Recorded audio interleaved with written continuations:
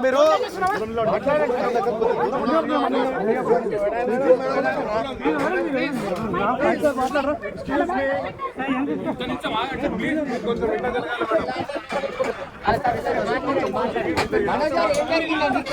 చెప్పండి, పర్లేదు.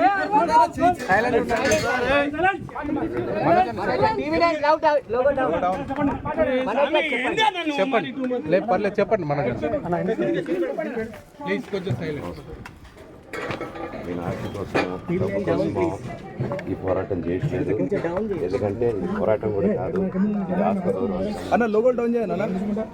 పిల్లల సేఫ్టీకి సంబంధించి. ఇది నాతో ఒక మగాడిగా నాతో డైరెక్ట్గా వచ్చి నాతో ఏం చేసినా నా భార్య వీరిని ఇంక్లూడ్ చేయడం, నన్ను కుట్టేయడానికి, నా 7 నెలల పాపని ఇంక్లూడ్ చేయడం, నా బిడ్డలు ఇంట్లో ఉండగానే అలా బిహేవ్ చేయడం కాదు. ఈరోజు పోలీస్ దగ్గరికి నేను వెళ్ళి ప్రొటెక్షన్ అడిగాను. నేను మొన్న వచ్చి అడిగినప్పుడు మీకు అన్ని ఎవిడెన్స్ ఇస్తాను, ఎస్ఐ గారు ఇక్కడి నుంచి వచ్చి నేను ఇస్తాను సార్ చూపించాను, కౌన్సిలర్లు అందరూ అక్కడ దాంకున్నారని చూపించాను. అది నేను చూసి ఓకే సార్ నేను ధైర్యంగా ఉండండి, మేము ఎక్కడికి వెళ్ళట్లేదని చెప్పి మాట్లాడి పారిపోయారు.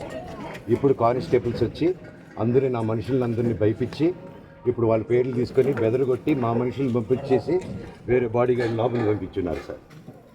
ఏం జరిగిందండి అసలు? గొడవలు ఎందుకు జరిగాయి?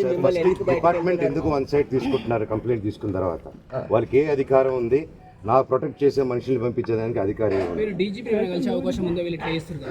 ప్రపంచంలో అందరినీ కలుస్తాను సార్, బయలుదేరి.